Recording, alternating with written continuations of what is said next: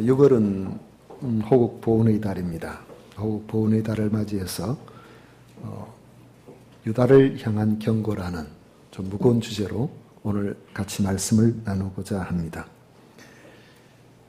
호국 보훈의 달은 나라를 지키기 위해 목숨을 잃거나 희생한 분들을 기림으로 국가의 소중함을 일깨우려는 목적으로 국가보훈처에서 지정했습니다.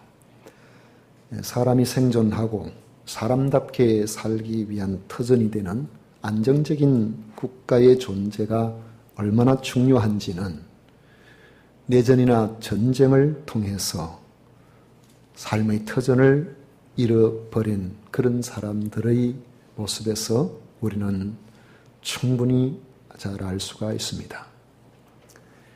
이 땅에 사는 많은 사람들이 각각의 나라에 속해 있습니다마는 내가 살고 있는 이 나라가 언제까지나 안정된 상태로 있을 것이라고 우리는 생각하기 쉽지만은 실제로 영원히 안정적으로 존속한 나라는 지상에 어느 곳에도 없었습니다. 현대에 와서는 국가 간의 침략 전쟁보다는 내전이 발발하고 거기에 주변의 이해 당사국들이 개입하여서 저 대리 전쟁을 벌이는 그런 경우가 많습니다. 시리아 내전 같은 경우가 그렇죠. 2011년도부터 벌어진 시리아 내전에 미국, 러시아, 터키 등이 개입해서 총 인구가 2,100만 명인데 그 중에 현재까지 내전으로 사망한 사람이 약 40만 명 정도가 되고 부상하고 굶어 죽고 또 여러 가지 유래하는 사람들, 이런 사람들로 다 합치면은 셀 수가 없을 정도입니다. 절반이 넘는 그런 1,200만 명이 난민으로 고향을 잃고 갈 곳이 없는, 그리고 이런 상태는 끝나지 않고 지금도 계속 진행 중에 있습니다. 살아남은 자도 부상으로 또 가족의 상실로 혹은 정신적인 이런 충격으로 전쟁의 트라우마가 계속해서 진행되기 때문에 사람이 살아도 사는 것 같지 않은 상태에 있습니다. 최근에 예멘의 내전으로 인한 참상도 그렇습니다. 북예멘과 남예멘이 1990년에 통일을 선언하고 한 나라가 되었지만 중앙정부의 차별을 받고 있다고 생각하는 남부지역의 분리주의 운동이 일어나면서 북예멘과 남예멘이 충돌이 일어났고 남쪽 반군은 이슬람 시아파인 이란의 지원을 지금 받고 있습니다. 북쪽 정부군은 수니파인 사우디아라비아의 지원을 받으면서 대리전 형식을 갖고 예멘 전체가 전쟁터로 바뀌어져 버리는 바람에 안정적인 생활 터전을 잃어버리고 예멘 전체 인구의 300만 명 가운데서 3분의 2가 넘는 2천만 명 이상이 인도적 지원이 없으면 하루도 살아갈 수 없는 절박한 상태에 놓여 있습니다. 수많은 민간인들이 굶어 죽어가고 어린아이들, 여성들 먹을 것이 없어서 굶어 죽어오는 현장, 수십만 명이 지금 당장 인도적 지원 아래 양식이 공급된다고 하더라도 그들은 이미 신체적으로 정상적인 기능을 할 수 없는 이런 절박한 상태에 있다고 합니다. 그래서 구호단체나 이런 곳에서는 볼 때에 지금 예멘 같은 데는 어린 세대들, 다음 세대, 그 세대의 그 국가에서 어린 세대들 그 자체의 어떤 지속이 불가능한 하나의 세대 단절이 이루어지는 거 아닌가, 이렇게 지금 이해를 하고 있는데, 우리나라 작년 6월 달에 제주도에 입국한 500여 명의 난민들도 바로 그 어려움을 피해서 온 사람들입니다. 아직까지도 우리나라에서 이 난민들을 과연 우리가 받을 것인지 말 것인지에 대한 논란이 지금 벌어지고 있죠.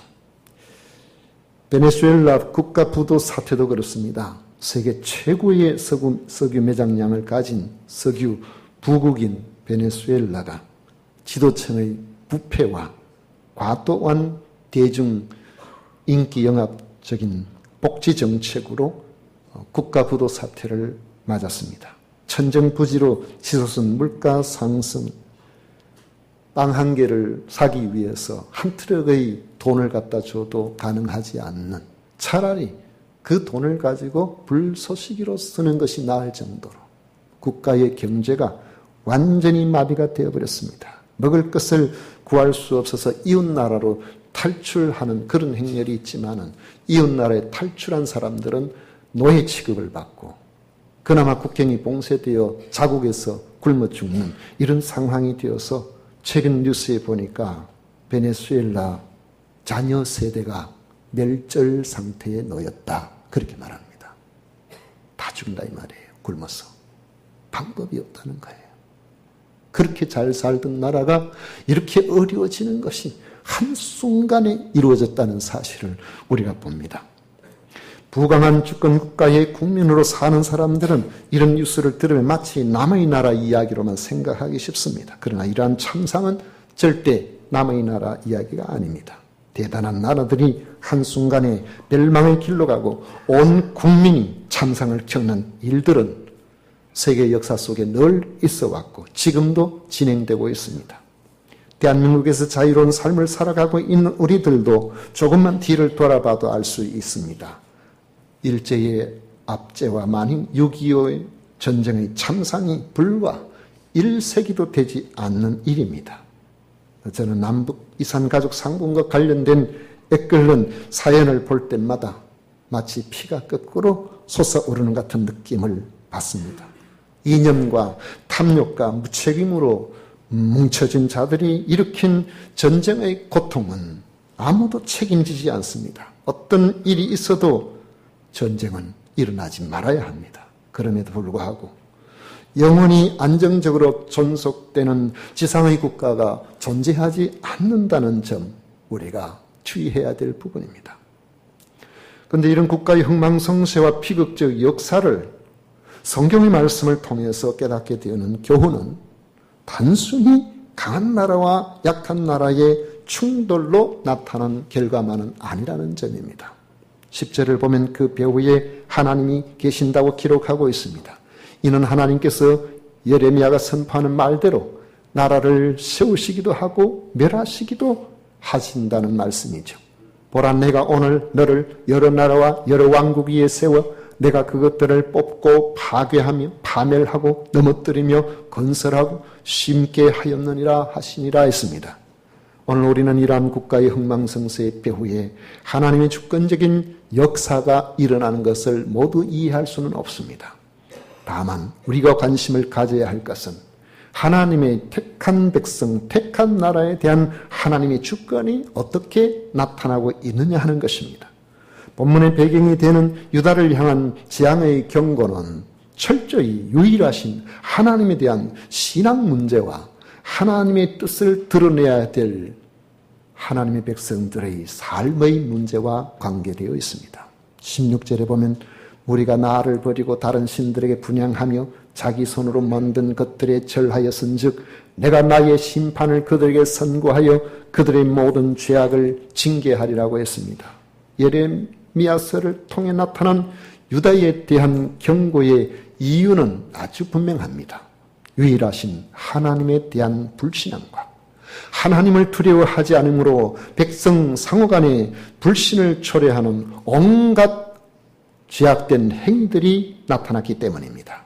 뇌물이 만연하는 것 등 사회정의가 실종되었고 폭력과 갈취와 거짓말이 일상화되어서 사회적 약자의 피눈물이 하늘에 사무치는 이런 일들이 발생하게 되었습니다. 사람과 사람 사이에 가족관계든 직장이든 이웃이든 그 사회에서 서로가 신뢰할 수가 없는 그런 상황이 되었습니다. 그들은 이렇게 살면 망한다는 참 선지자들을 통해서 보낸 경고를 듣지 아니했고 거짓 선지자들은 그렇게 살아도 우리는 평안할 것이다. 하나님의 백성이기 때문에 그렇다. 앞으로 전쟁은 없을 것이다. 죄를 짓고도 잘 살고 있는 기득권자들을 향하여 그들을 구체적으로 나무라지도 않았고 유다 백성들은 이런 거짓된 말을 듣기를 좋아했습니다. 이런 자들을 향하여 하나님은 엄중하게 재앙을 통하여 심판을 선고하신 겁니다. 주전 627년에 유다가 바벨론에게 망하기 약 40년 전입니다. 하나님께서 예레미야 선지자를 부르셔서 그에게 두 가지 환상을 보여주셨습니다. 하나는 살구나무 환상이고 또 하나는 끓는 가마 환상입니다. 하나님께서 예레미야에게 물으셨습니다. 예레미야야, 내가 무엇을 보느냐? 내가 살구나무 가지를 보나이다. 여호와께서 말씀하십니다. 내가 잘 보았도다. 이는 내가 내 말을 지켜 그대로 이루려 함이니라 했습니다. 살구나무는 히브리어로 사케드라고 합니다. 하나님께서 내 말을 지키겠다고 하시는 지킨다는 이 말은 소케드입니다. 사케드, 소케드 좀 비슷하죠. 하나님은 자신의 내 말을 지켜 유다를 향한 재앙의 예언을 반드시 이루고야 말겠다고 하시면서 지킨다는 말과 발음이 비슷한 살구나무 가지를 보여주신 겁니다. 사케드를 보면 하나님께 소케드 하시겠다고 이루겠다고 하셨지. 하나님께서 이 살구나무를 볼 때마다 하나님께서 말씀하신 것처럼 재앙을 내리라고 말씀한 그 말씀은 반드시 이루어질 것이라는 그러한 것을 생각나도록 만들어 주신 겁니다. 두 번째 끓는 가마의 환상은 더 선명합니다. 아궁이에 불을 지펴 가마솥에 물이 펄펄 끓고 있는데 위험하죠. 아이들이 주변에 놀면은 얘야 위험하다 가까이 가지 마라. 특히 옛날 가마솥 같은 경우에는 위에 이렇게 가마솥이 크고 거기에는 부뚜막 형식으로 이렇게 되어 있기도 합니다. 그런 아이들이 그 위에 놀기도 해요.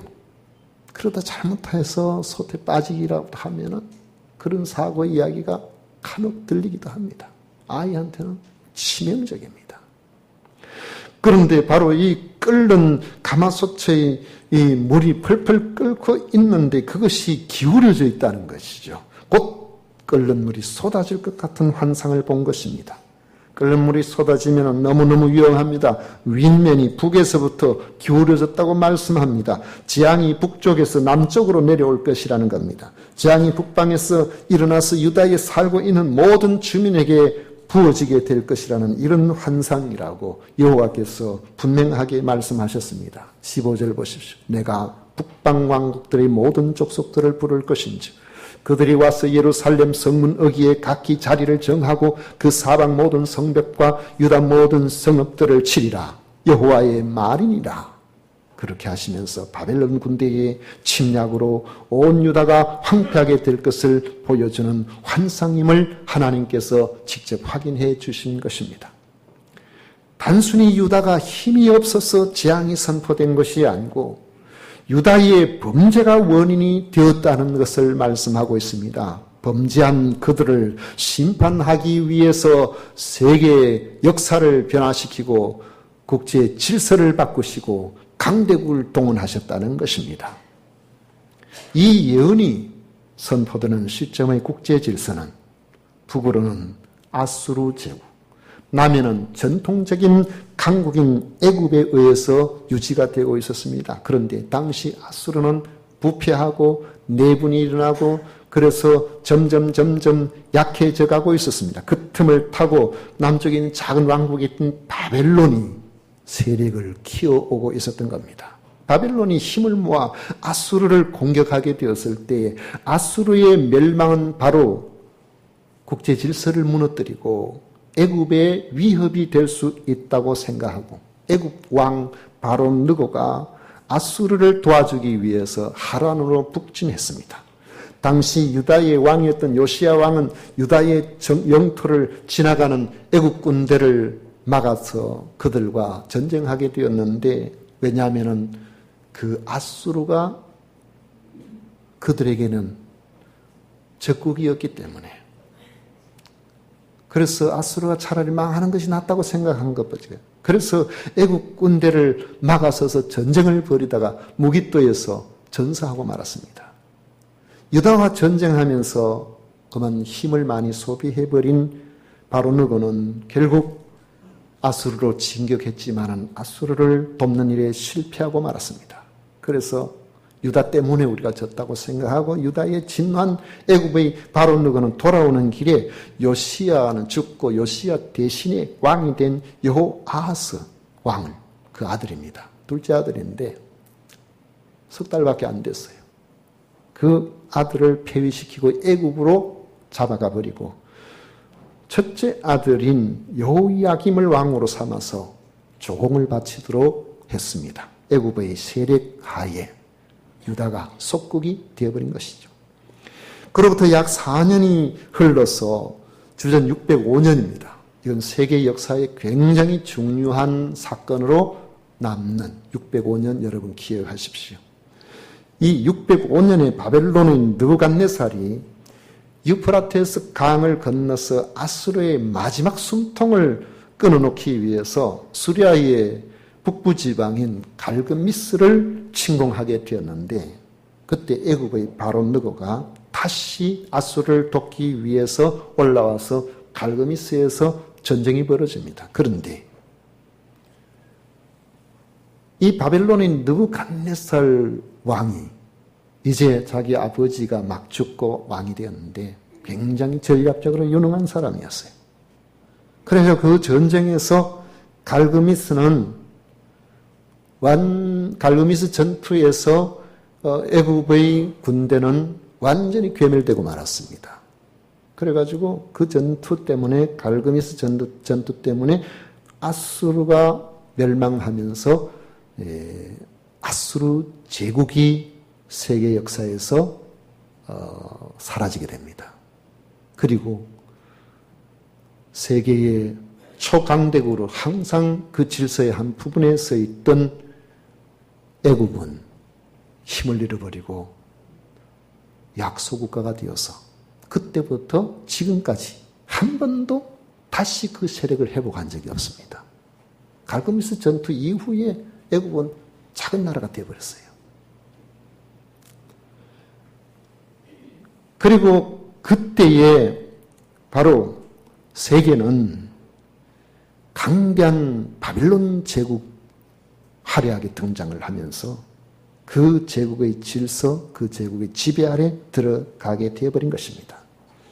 바빌론의 느부갓네살 왕은 여호야김이 다스리던 유다를 쳤고 여호야김이 죽자 왕위를 이어받은 여호야긴 왕, 이 사람을 바벨론으로 끌고 가버립니다. 그 당시에 그만 끌고 간 것이 아니고 유다에 있는 유력한 사람들은 다 끌고 가버렸어요.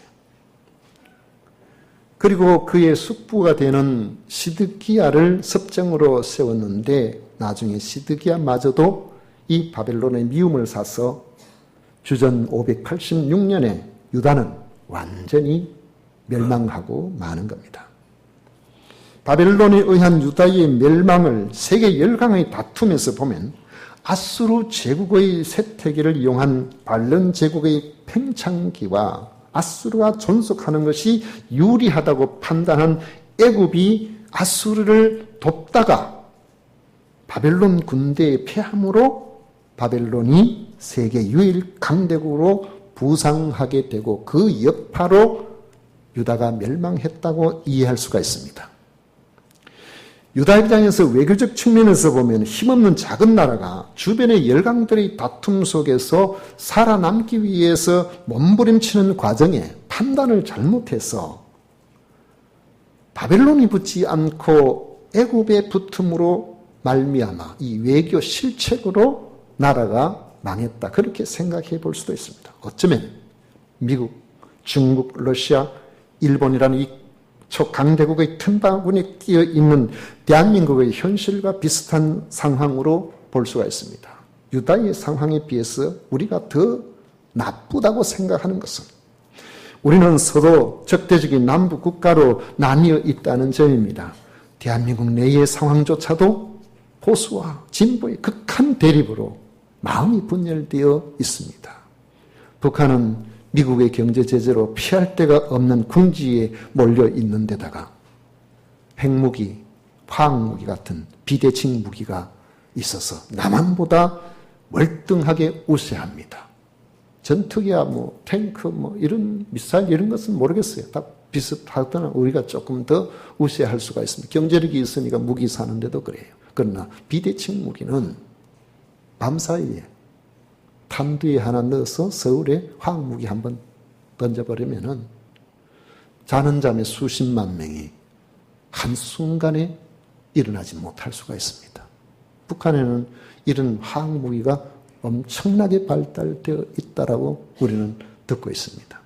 핵무기 마찬가지죠. 핵무기는 왜 일본이 그렇게 핵무기 하나에 그렇게 항복을 했겠습니까? 이건 감당할 방법이 없는 겁니다. 그런데 북한이 이런 비대칭 무기를 가지고 있는데 이것을 사용하려고 한다면 북한이 어느 나라에 사용하겠습니까? 여러분 미국에 사용할까요? 미국과는 상대가 되지를 않습니다. 핵을 개발했다고 해도 미국의 1000분의 1도 아마 안 될 겁니다. 화학무기도 마찬가지입니다. 미국은 넓습니다. 북한은 좁은 땅덩이 작아요. 북한이 그것을 가지고 중국에 사용하겠습니까? 자멸하는 길이죠. 일본이 사용하겠습니까? 일본은 보기보다 경제력 때문에 지금 현재도 마찬가지입니다만 이즈삼이나 뭐 여러 가지 이 전투기 요즘 F-35입니까? 이런 것들요. 이거 대단한 전투기인데 우리는 뭐 40대 구매한다고 막 영 그냥 다른 거 잘 못 하고 이렇게 하고 있는데 그 대단한 비행기 그건 일본이 마음만 먹으니까 뭐 100대 구매한다, 뭐 200대 구매한다 그래요. 일본은 마음만 먹으면 석 달 안에 핵무기를 만들 수 있는 모든 것들이 다 준비가 되어 있습니다. 그러니까 일본이 그걸 사용하겠어요? 상대가 안 되는데. 결국에는 바로 북한이 가지고 있는 것과 그들이 살아남는 방법은 남한을 비대칭 무기의 인질로 삼는 것밖에 없는 겁니다. 그것 때문에 하는 거 아니겠어요? 대한민국의 현실이 그렇습니다. 미국의 말을 듣고 사드를 배치하더라도 중국으로부터 무역보복을 얼마나 당했습니까? 지금도 아직까지 무역보복이 끝나지를 않고 있습니다. 그런데 미국은 사드 배치한다고 했으면 좀 제대로 하지. 왜 지금도 차로 들지 못하고 식량이나 기름이나 이런 것들을 말이지 헬리콥터로 우송하도록 이런 식으로 하면 되느냐. 빨리 하려면 정식으로 제대로 하라고 압력을 넣고 있습니다. 더욱이 지금 미국과 중국의 무역전쟁이 크게 발해 있는 상황에서 우리나라의 입장은 이러지도 못하고 저러지도 못하고 참으로 난감한 상태에 있습니다. 비핵화를 위해서 북한을 압박하고 있는 미국은 북한의 우호적인 우리 정부가 정말로 비핵화의 의지가 있는지 의심의 눈초리로 쳐다보고 있고, 일본과는 지금 최악의 외교 상태에 놓여 있고, 중국은 대한민국을 완전히 무시하는 전략으로 지금 압박하고 있습니다. 그렇다면 유다의 멸망이 강대국의 틈바구니에 낀 약소 민족의 비애나 외교 실패로만 이해하면 마음이 편할까요? 성경 말씀은 그렇게 말하고 있지를 않습니다. 하나님의 말씀은 아무리 세상이 강대국에 의해서 움직여가는 것처럼 보여도 그것은 하나님의 주권 속에 이루어진 일이라고 말씀하고 있습니다. 하나님의 주권이 강력하게 나타나는 현장은 하나님의 백성들이 있는 곳입니다. 하나님의 백성들이 사는 나라는 아무리 작다고 할지라도 하나님께서는 지키시고 보호하시고 안전케 하기를 원하십니다. 그것은 우리를 사랑하시는 하나님의 약속입니다. 그런데 예레미야 당시 유다는 그 모습만 하나님의 백성들이었지 그 내면은 하나님에게서 완전히 떠나 있었습니다. 하나님과 우상을 겸하여 섬겼고 하나님의 말씀에 순종하지 않았습니다. 하나님께서 미워하시는 온갖 죄악으로 세상은 자기 이익을 위해서 서로 거짓말을 하고 잘못된 길로 와서 서로 신뢰하지 않았습니다. 믿을 사람이 없는 그런 상황이 된 것입니다. 그들은 하나님에 대한 범죄로 심판을 당할 수밖에 없는 그런 상태가 된 것입니다. 하나님은 이런 유다 백성들에게 예레미야 선지자를 통해서 심판을 예고하시면서 지금이라도 돌아오라. 지금이라도 돌아오라.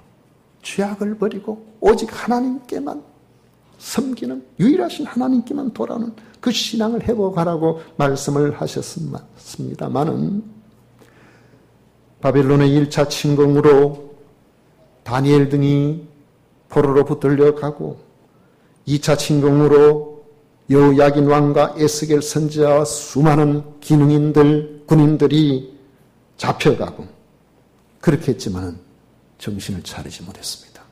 여호아하스 왕이나 여호야긴 왕이나 또 그 아들 되나 시드기야나 하나같이 성경은 예레미야서를 읽어보셔도 그렇고요. 그들은 하나님 보시기에 지금 나라가 망할 직전인데도 자기 개인의 사치, 자신을 드러내는 것, 그저 백성들은 안중에도 없고 하나님께 돌아오지 않고 여전히 죄악된 모습으로 그들이 살아가고 있었다는 것을 보여주고 있습니다. 하나님 보시기에 도무지 용서할 수 없는 그런 상황에 들어 있었던 것입니다. 우리는 그런 생각을 해보죠. 어떻게 하다가 조선 말에 이렇게 저렇게 해서 나중에 대한제국이라고 이름만 거창하게 그렇게 만들었지만은 일본이 그렇게 앞서 나가는데 1905년경쯤에 보면은 조선에는 그 당시에도 여전히 고종은 자기 개인적인 문제로만 고민을 하고 있고 왕실의 위험을 드러낸다고 국가의 재정을 낭비하고 있었고 무능하기 짝이 없는 그런 모습으로 비춰지고 있습니다. 국가의 안위가 어떻게 되는지에 대한 치밀한 이해와 주변의 많은 사람들의 이야기를 듣기보다도 자기 주변에 있는 그러한 간신배들의 이야기에 귀를 기울이고 그렇게 하다가 나라가 통째로 넘어가는 이런 일들이 벌어지게 된 것이죠. 하나님께서는 선지자를 통해서 유다가 살기 위해서는 바벨론같이 나라 예레미야를 통해서 그렇게 말씀을 하셨는데도 애국과 바벨론 사이에서 어디에 붙을까 갈팡질팡하다가 결국에는 바벨론의 진노로 예루살렘은 함락이 되고 유다는 완전히 멸망이 되어버렸습니다. 하나님의 진노에 의한 유다의 멸망은 그 백성들에게 참으로 비참하게 나타났습니다. 전쟁의 참화가 가장 극심하게 나타나는 경우는 여성과 아이입니다. 전쟁이 벌어지면 여성들은 젊은 사람 다 겁탈 다 당해버려요. 아이들은 다 굶어 죽습니다. 살려두지를 않습니다. 먹을 것이 없지요. 정상적인 경제생활이 불가능하니까요. 그러므로 전쟁은 반드시 피해야 됩니다. 하나님의 진노가 임하도록 해서는 안 된다는 것이죠. 그래서 평화의 시대를 살고 있는 지금 우리는 하나님의 음성에 귀를 기울이도록 해야 된다는 것이죠. 우리가 현실적으로 할 수 있는 일이 있다면 가급적이면은 북한을 자극하지 말고 평화의 분위기를 만들어 가는 것 중요합니다. 지금 우리 대통령이 그 잘 하고 있어요. 그러나 이것은 제가 볼 때는 이러한 평화의 분위기가 한시적이고 일시적인 것이지 저 북한에 핵이 있고 저들이 호전적인 생각을 버리지 않고 김정은 정권이 있는 이상은 영구적인 평화를 담보하기가 쉽지 않겠다는 생각이 저의 생각입니다. 그렇다면 평화의 분위기를 만들어 가면서도 우리나라의 국방력에 대한 일관성을 지켜 나가야 된다는 것이죠. 결국에는 우리 스스로가 이 부분에 경각심을 가지고 남의 손에 의해서 특히 북한에 의해서 좌우되는 평화가 아니라 우리나라 자체적으로 이러한 부분들에 항상 경각심을 가지고 국민들이 신뢰할 수 있는 그러한 정책을 펼쳐 나가야 될 필요가 있습니다.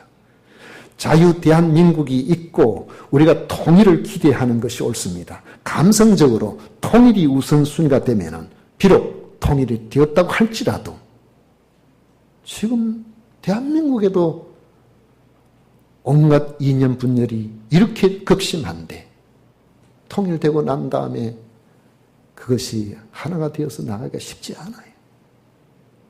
예멘이 통일이 되었지만은 얼마 지나지 않아서 결국 다시 분열이 되어 저렇게 전쟁으로 치닫는 것처럼 새로운 분열이 일어나게 되면 감당할 방법이 없는 것입니다. 그럼 통일을 하면 좋지만은 통일에 너무 우리가 목을 내면은 온전한 통일을 잘 이루어 나갈 수가 없다는 것을 늘 생각해야 됩니다. 또 강대국 사이에 지혜로운 외교가 필요합니다. 그러나 우리가 한 진영에 서야 한다면 애굽에 설까 바벨론에 설까 망설이다가 결국 망해버린 저들처럼 저렇게 되지 말고 동맹국의 의심을 살 만한 그런 행동을 하면 안 됩니다. 만약 어느 진영에 서야 한다면 마땅히 저는 생각합니다. 중국이 아니라 동맹이면서도 자유민주 체제가 같은 미국과 함께 가야 한다고 봅니다. 유다가 애굽 편에 섰다가 애굽의 버림을 받고 바벨론의 진노를 사게 된 것처럼 우리가 왔다 갔다 하다 보면 잘못하면 국제 미화가 되는 수가 있습니다. 그것은 대한민국이 위기 상황을 만나게 될 때에 어느 누구도 우리를 도와주지 않는 그런 경우가 될 수 있고 우리의 자녀들에게 비참한 미래를 물려줄 수 있는 그런 상황을 맞이할 수가 있다는 겁니다.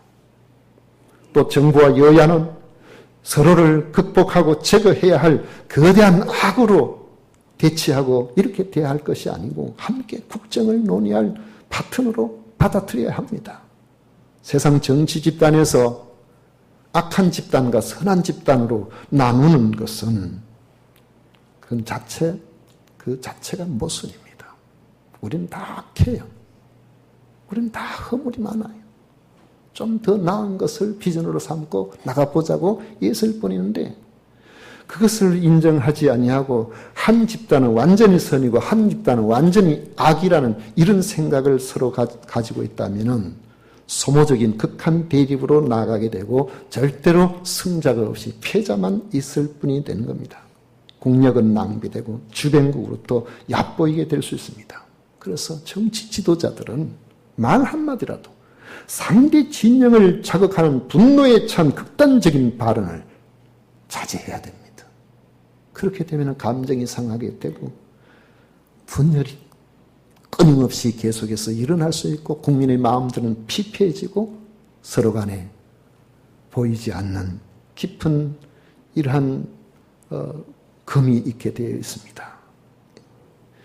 그런데 성경에서 지적하고 있는 유다 멸망의 1차적인 원인은 약소국가이기 때문이 아니라 또 주변의 강대국 때문도 아니라는 것을 보여줍니다. 바로 하나님을 배반하고 함께 사랑하고 보듬어 줘야 할 그런 유대 하나님 백성의 공동체를 자기 이익을 위해서 하나님을 섬기지 않으니까 하나님은 보이지 않고 땅에 있는 것만 보이니까 그저 서로를 불신하게 만들고 뺏고 탈취하고 가진 자들이 그 가진 것을 이용해서 재판관들을 매수하고 그렇게 되니까 공의가 사라져요. 온갖 무법천지로 만들어버렸기 때문에 그런 겁니다. 회개하고 돌아오지 않는 유다에 대한 하나님의 진노가 강대국 바벨론의 평창으로 나타나게 된 것입니다. 우리는 남북한의 가장 위험한 군사적 대립 위에 서 있는 특수한 관계와 열강들의 첨예한 각축 속에서 사실은 위태한 평화를 누리고 있습니다. 하지만 이 나라에는 아직 하나님께서 관심을 가지실 수밖에 없는 수백만의 그리스도인들이 있습니다.